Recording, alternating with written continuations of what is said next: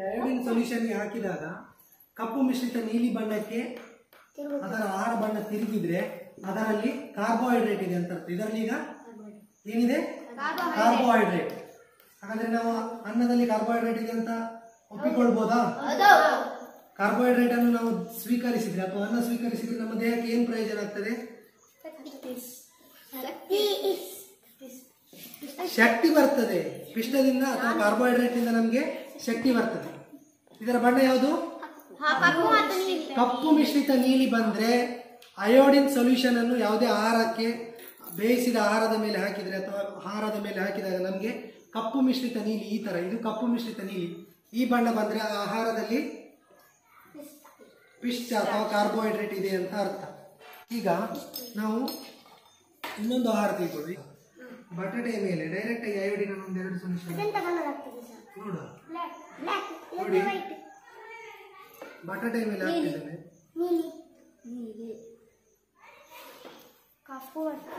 ನೋಡಿ, ಸ್ವಲ್ಪ ಕಪ್ಪಾಯ್ತು. ಕಪ್ಪು ಮಿಶ್ರಿತ ನೀಲಿ ಸ್ವಲ್ಪ ನೋಡಿ. ಇದಕ್ಕೆ ಹಾಕುವಾಗ ಬಣ್ಣದಲ್ಲಿ ಬದಲಾವಣೆ ಕಪ್ಪು ಮಿಶ್ರಿತ ನೀಲಿ ಅದು ಆಕ್ಚುಲಿ. ಇದೇನು ಸೂಚಿಸ್ತದೆ? ಇಲ್ಲಿ ನೋಡಿ, ಇದು ಸಹ ಕಪ್ಪಾಗಿದೆ. ಇದು ಆಹಾರದಲ್ಲಿ ಕಾರ್ಬೋಹೈಡ್ರೇಟ್ ಇದೆ ಎಂಬುದನ್ನು ಸೂಚಿಸ್ತದೆ. ಗೊತ್ತಾಯ್ತಾ? ರಾಗಿ ಹುಡಿಯನ್ನು ತಗೊಂಡು ಸ್ವಲ್ಪ ನೋಡ, ಇಟ್ಕೋ. ರಾಗಿ ಹುಡಿಯನ್ನು ಸ್ವಲ್ಪ ತಗೊಳ್ತದೆ. ರಾಗಿಯಲ್ಲಿ ಉಂಟಾ ಚೆಕ್ ಮಾಡೋದು.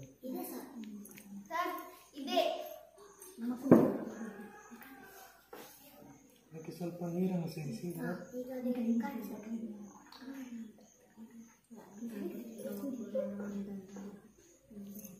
ಇದು ರಾಗಿ ಹಿಟ್ಟಿನ ಪೇಸ್ಟ್ ಅಥವಾ ದ್ರಾವಣ ಆಯ್ತಾ. ಇದರಲ್ಲಿ ಸ್ವಲ್ಪ ಪ್ರಮಾಣದ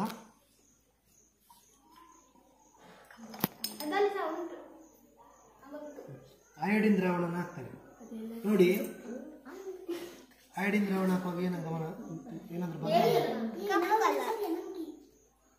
ಬದಲಾವಣೆ ಆಯ್ತಾ? ಇಲ್ಲ, ಆಯ್ತಾಯ್ತು.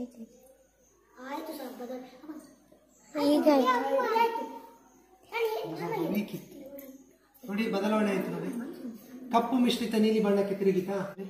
ಇದು ಏನು ಸೂಚಿಸ್ತದೆ? ಆಹಾರದಲ್ಲಿ ಕಾರ್ಬೋಹೈಡ್ರೇಟ್ ಇದೆ ಎಂಬುದನ್ನು ಸೂಚಿಸುತ್ತದೆ. ಪಫ್ಡ್ ರೈಸ್ ನೋಡಿ, ಇದರ ಬಣ್ಣ ನೋಡಿ, ನೀಲಿ ಮಿಶ್ರಿತ ಕಪ್ಪು. ಹಾಗಾದ್ರೆ ಕುರುಳಲ್ಲಿ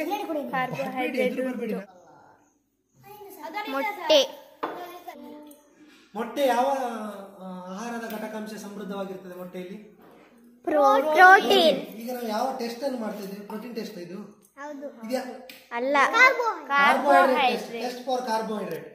ಮೊಟ್ಟೆಯಲ್ಲಿ ಕಾರ್ಬೋಹೈಡ್ರೇಟ್ ಇದೆಯಾ? ಇಲ್ಲ. ನೋಡಿ, ಮೊಟ್ಟೆಯಲ್ಲಿ ಕಾರ್ಬೋಹೈಡ್ರೇಟ್ ಇದ್ರೆ ಅದು ಯಾವ ಬಣ್ಣಕ್ಕೆ ತಲುಪಬೇಕು? ಕಪ್ಪು ಮಿಶ್ರಣ, ಕಪ್ಪು ಮಿಶ್ರಿತ ನೀಲಿ. ಕಪ್ಪು ಮಿಶ್ರಿತ ನೀಲಿ ಬಣ್ಣಕ್ಕೆ ತಿರುಗಬೇಕಿತ್ತು. ಮೊಟ್ಟೆ ಕಪ್ಪು ಮಿಶ್ರಿತ ನೀಲಿ ಬಣ್ಣಕ್ಕೆ ತಿರುಗಲಿಲ್ಲ. ಹಾಗಾಗಿ ನಾವು ಹೇಳ್ಬೋದು ಮೊಟ್ಟೆಯಲ್ಲಿ ಕಾರ್ಬೋಹೈಡ್ರೇಟ್. ಹಾಲಿನಲ್ಲಿ ಕಾರ್ಬೋಹೈಡ್ರೇಟ್ ಇದೆಯೋ ಇಲ್ವೋ ಅಂತ ಪರೀಕ್ಷಿಸಿ. ಸ್ವಲ್ಪ ನೀರು ಸೇರಿಸಿ. ಯಾಕೆ ಅಂತ ಅವರು ಹೇಳ್ತಾರೆ. ಈಗ ನಿಲ್ಲು. ಈಗ ಹಾಲು ಏನು ಸಮೃದ್ಧವಾಗಿರುವ ಆಹಾರ? ಯಾವ ಘಟಕಾಂಶ ಸಮೃದ್ಧವಾಗಿರುವ ಆಹಾರ? ಹಾಲು ಪ್ರೋಟೀನ್ ಸಮೃದ್ಧವಾಗಿರುವ ಆಹಾರ. ನಾವೀಗ ಇದರಲ್ಲಿ ಏನಿದೆ ಅಂತ ಉಂಟು ಕಾರ್ಬೋಹೈಡ್ರೇಟ್ ಉಂಟಾ ಇಲ್ಲ ಅಂತ ಪರೀಕ್ಷಿಸ್ತೇವೆ. ಹಾಲಿನ ಬಣ್ಣ ಕಪ್ಪು ಮಿಶ್ರಿತ ನೀಲಿ ಬಣ್ಣಕ್ಕೆ ತಿರುಗಿತಾ? ಹಾಗಾಗಿ ಹಾಲಿನಲ್ಲಿ ಕಾರ್ಬೋಹೈಡ್ರೇಟ್ ಇಲ್ಲ. ಪ್ರೋಟೀನ್ ಟೆಸ್ಟ್ ಅಲ್ಲ, ಇದು ಕಾರ್ಬೋಹೈಡ್ರೇಟ್ ಟೆಸ್ಟ್. ಸ್ವಲ್ಪ ಕಾರ್ಬೋಹೈಡ್ರೇಟ್ ಇದ್ರೆ ಈ ರೀತಿ ಕಪ್ಪು ಮಿಶ್ರಿತ ನೀಲಿ ಬಣ್ಣಕ್ಕೆ ತಿರುಗ್ತಿತ್ತು. ಈ ರೀತಿ ಕಪ್ಪು ಮಿಶ್ರಿತ ನೀಲಿ ಬಣ್ಣಕ್ಕೆ ತಿರುಗ್ತಿತ್ತು. ಮೊಟ್ಟೆ ಮತ್ತೆ ಹಾಲಿನಲ್ಲಿ ಅಯೋಡಿನ್ ಸೊಲ್ಯೂಷನ್ ಅನ್ನು ಹಾಕಿದಾಗ ಇದು ಕಪ್ಪು ಮಿಶ್ರಿತ ನೀಲಿ ಬಣ್ಣಕ್ಕೆ ತಿರುಗಲಿಲ್ಲ. ಹಾಗಾಗಿ ನಾವು ಹಾಲು ಮತ್ತೆ ಮೊಟ್ಟೆಯಲ್ಲಿ ಕಾರ್ಬೋಹೈಡ್ರೇಟ್ ಇಲ್ಲ ಅಂತೇಳಿ ಪರಿಗಣಿಸಬಹುದು, ತೀರ್ಮಾನಿಸಬಹುದು. ಗೊತ್ತಾಯ್ತಾ? ನಾವು ಏನು ತೀರ್ಮಾನಕ್ಕೆ ಬರ್ಬೋದು? ಯಾವುದೇ ಒಂದು ಆಹಾರಕ್ಕೆ ಅಯೋಡಿನ್ ಸೊಲ್ಯೂಷನ್ ಅನ್ನು ಹಾಕಿದಾಗ ಅದರ ಬಣ್ಣ ಕಪ್ಪು ಮಿಶ್ರಿತ ನೀಲಿ ಬಣ್ಣಕ್ಕೆ ತಿರುಗಿದ್ರೆ ಅದರಲ್ಲಿ ಕಾರ್ಬೋಹೈಡ್ರೇಟ್ ಇದೆ ಅಂತ ಆಯ್ತು. ಆಹಾರದ ಮೇಲೆ ಆಹಾರದ ಮೇಲೆ ನಾವು ಅಯೋಡಿನ್ ಸೊಲ್ಯೂಷನ್ ಹಾಕಿದಾಗ ಅದು ಈ ರೀತಿ ಕಪ್ಪು ಮಿಶ್ರಿತ ನೀಲಿ ಬಣ್ಣಕ್ಕೆ ತಿರುಗಿದ್ರೆ ಅದರಲ್ಲಿ ಏನಿದೆ? ಕಾರ್ಬೋಹೈಡ್ರೇಟ್ ಇದೆ ಅಂತ ತೀರ್ಮಾನಿಸಬಹುದಲ್ವಾ? ಹೌದು. ನಾವು ಸೊಲ್ಯೂಷನ್ ಅನ್ನು ಹಾಲಿಗೆ ಮತ್ತೆ ಮೊಟ್ಟೆಗೆ ಹಾಕಿದ್ವಿ, ಆವಾಗ ಅದರ ಬಣ್ಣ ಏನಾದ್ರೂ ಕಪ್ಪು ಮಿಶ್ರಿತ ನೀಲಿ ಬಣ್ಣಕ್ಕೆ ಇಲ್ಲ. ಹಾಗಾಗಿ ಮೊಟ್ಟೆ ಮತ್ತು ಹಾಲಿನಲ್ಲಿ ಏನಿಲ್ಲ, ಕಾರ್ಬೋಹೈಡ್ರೇಟ್ ಇಲ್ಲ. ಈಗ ಪ್ರೋಟೀನ್ ಟೆಸ್ಟ್ ಮಾಡಲಿಕ್ಕೆ ಯಾವುದಾದ್ರೂ ಯಾವ ಆಹಾರವನ್ನು ನಾವು ಪರೀಕ್ಷಿಸ್ತೇವೆ ಆ ಆಹಾರವನ್ನು ಸ್ವಲ್ಪ ಪ್ರಮಾಣದಲ್ಲಿ ಇದರಲ್ಲಿ ತೆಗೆದುಕೊಳ್ಬೇಕು. ಖುಷಿ ಈಗ ಸ್ವಲ್ಪ ಪ್ರಮಾಣದ ಮೊಟ್ಟೆಯ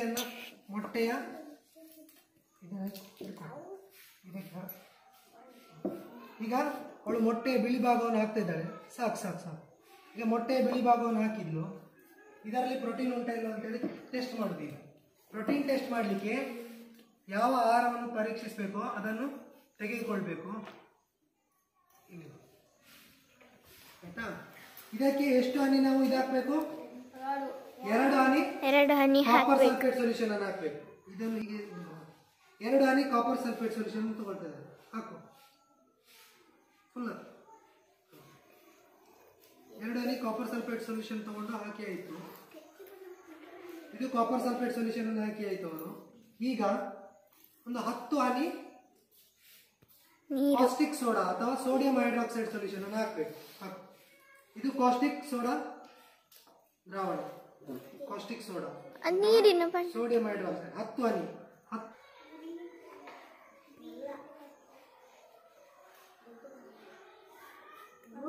ಇದನ್ನು ಕರಗಿಸಿ ಯಾವ ಬಣ್ಣಕ್ಕೆ ತಲುಪಿದ್ರೆ ಪ್ರೋಟೀನ್ ಉಂಟಂತ ಕನ್ಫರ್ಮ್ ಆಗ್ತದೆ ನೋಡಿ. ನೇರಳೆ ಬಣ್ಣಕ್ಕೆ ತಲುಪಿದ್ದು ನೋಡಿ. ಮೊಟ್ಟೆಗೆ ನಾವು 2 ಹನಿ ತಾಮ್ರದ ಸಲ್ಫೇಟ್ ಹಾಕಿದ್ವಿ, ಮತ್ತೆ 10 ಹನಿ ಕಾಸ್ಟಿಕ್ ಸೋಡಾ ಅಥವಾ ಸೋಡಿಯಂ ಹೈಡ್ರಾಕ್ಸೈಡ್ ಸೊಲ್ಯೂಷನ್. ಈಗ ಇದು ಯಾವ ಬಣ್ಣಕ್ಕೆ ತಲುಪಿತು? ನೇರಳೆ ಬಣ್ಣಕ್ಕೆ ತಲುಪಿತು. ಹಾಗಾಗಿ ನಾವು ಏನು ತೀರ್ಮಾನ ಮಾಡಬಹುದು? ಯಾವುದರಲ್ಲಿ ಪ್ರೋಟೀನ್ ಇದೆ? ಮೊಟ್ಟೆಯಲ್ಲಿ ಪ್ರೋಟೀನ್ ಇದೆ. ಮೊಟ್ಟೆಯಲ್ಲಿ ಪ್ರೋಟೀನ್ ಇದೆ. ಹಾಲನ್ನು ಸ್ವಲ್ಪ ತೆಗೆದು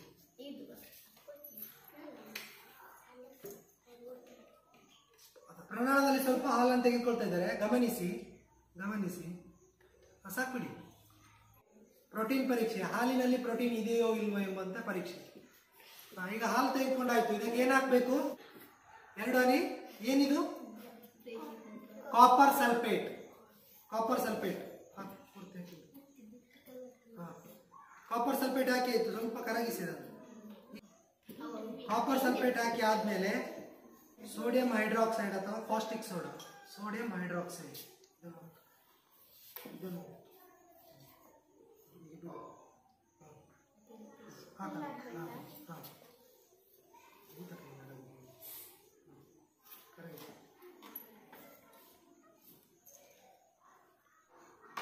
ನೋಡಿ. ನೇರಳೆ ಬಣ್ಣಕ್ಕೆ ತಿರುಗ್ತಾ ಉಂಟಾ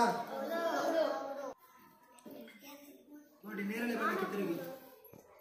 ಈಗ ಹಾಲು ನೇರಳೆ ಬಣ್ಣಕ್ಕೆ ತಿರುಗಿತಲ್ವಾ ಕಾಪರ್ ಸಲ್ಫೇಟ್ ಮತ್ತೆ ಸೋಡಿಯಂ ಹೈಡ್ರಾಕ್ಸೈಡ್ ಹಾಕುವಾಗ. ಹಾಗಾದ್ರೆ ನಾವೇನು ತೀರ್ಮಾನ ಮಾಡಬಹುದು?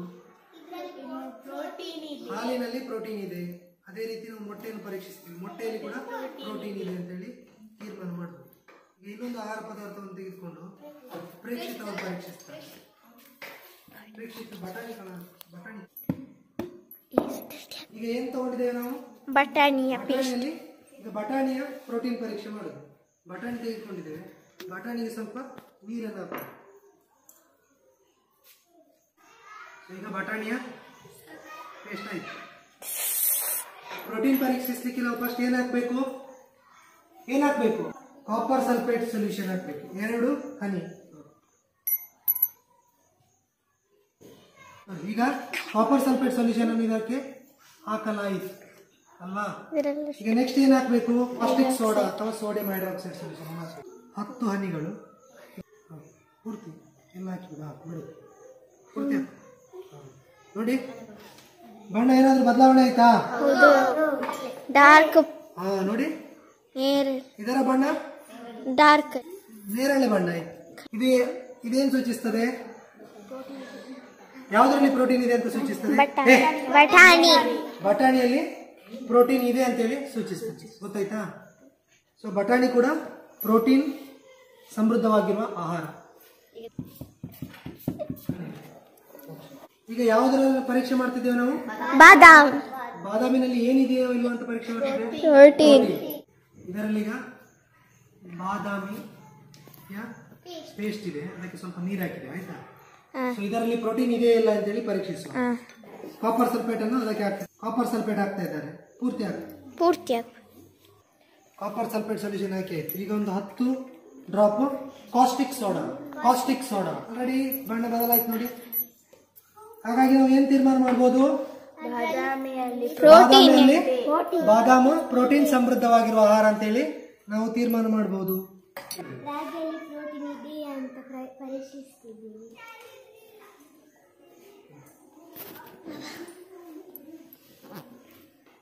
ಇದು ಯಾವುದು? ರಾಗಿಯ ಪೇಸ್ಟ್. ಕಾಪರ್ ಸಲ್ಫೇಟ್ ಸೊಲ್ಯೂಷನ್ ಹಾಕು. ಮೇಲೆ ಹಿಡಿ. ಈಗ ನೆಕ್ಸ್ಟ್ ಏನ್ ಹಾಕ್ಬೇಕು? Caustic soda. ಇದರ ಬಣ್ಣ ಸ್ವಲ್ಪ ನೇರಳಗೆ ಬದಲಾಯಿತು ನೋಡಿ. ಆದ್ರೆ ಪೂರ್ತಿಯಾಗಿ ರಾಗಿಯಲ್ಲಿ ಅಷ್ಟು ಪ್ರೋಟೀನ್ ಮೊಟ್ಟೆಯಲ್ಲಿ ಆದ ರೀತಿಯಲ್ಲಿ ಬದಲಾವಣೆ ಆಗಲಿಲ್ಲ. ಅಂದ್ರೆ ಇದರಲ್ಲಿ ಪ್ರೋಟೀನ್ ಅಂಶ ಕಡಿಮೆ ಇದೆ. ಅಥವಾ ಗೋಡಂಬಿಯಲ್ಲಿ ಪ್ರೋಟೀನ್ ಇದೆಯೋ ಇಲ್ಲವೆಂದು ಪರೀಕ್ಷಿಸುತ್ತೇವೆ. ಯಾವ ಪರೀಕ್ಷೆ ಮಾಡ್ತಿದ್ದೀನಿ ನೀನು?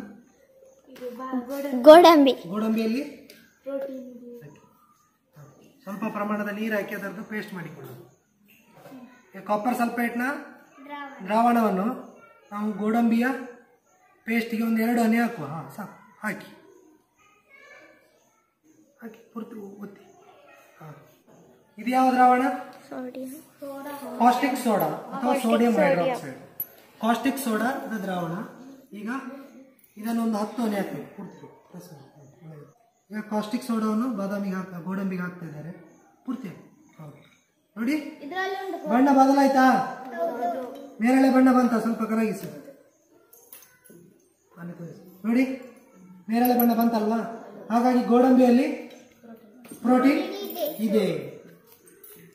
ಕಲ್ಲು ಸಕ್ಕರೆಯಲ್ಲಿ ಪ್ರೋಟೀನ್ ಇದೆಯೋ ಇಲ್ಲವೋ ಎಂಬ ಪರೀಕ್ಷೆ.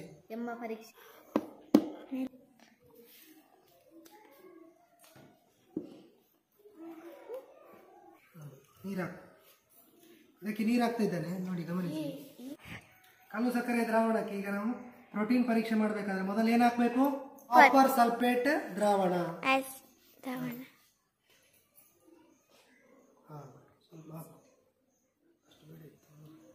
2-3 ಹನಿ ಕಾಪರ್ ಸಲ್ಫೇಟ್ ಹಾಕಿ ಆಯ್ತು. ಮತ್ತೆ ಏನ್ ಹಾಕ್ಬೇಕು? Caustic soda. ಇದರಲ್ಲಿ ಸ್ವಲ್ಪ ಪ್ರಮಾಣದ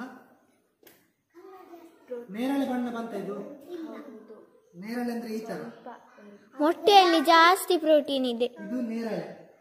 ಇದು ನೇರಳೆ ಅಲ್ಲ. ಹಾಗಾಗಿ ಇದರ ಪ್ರೋಟೀನ್ ಸಮೃದ್ಧವಾಗಿರುವ ಆಹಾರ ಇದಲ್ಲ.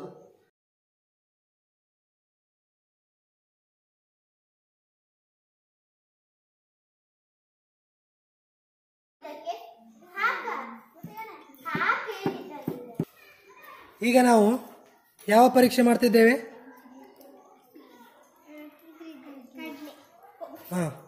ಶೇಂಗಾ ಅಂತ ಹೇಳ್ತೇವಲ್ಲ, ಶೇಂಗಾದಲ್ಲಿ ಪ್ರೋಟೀನ್ ಇದೆಯೋ ಇಲ್ಲ ಎಂಬ ಪರೀಕ್ಷೆ. ಕೆಲವು ಹನಿ ನೀರು ಹಾಕಿ ಶೇಂಗಾದ ಪೇಸ್ಟ್ ಮಾಡಿಕೊಳ್ತಾ ಇದ್ದಾರೆ. ಗಮನಿಸಿ ಎಲ್ಲರೂ ಸಹ.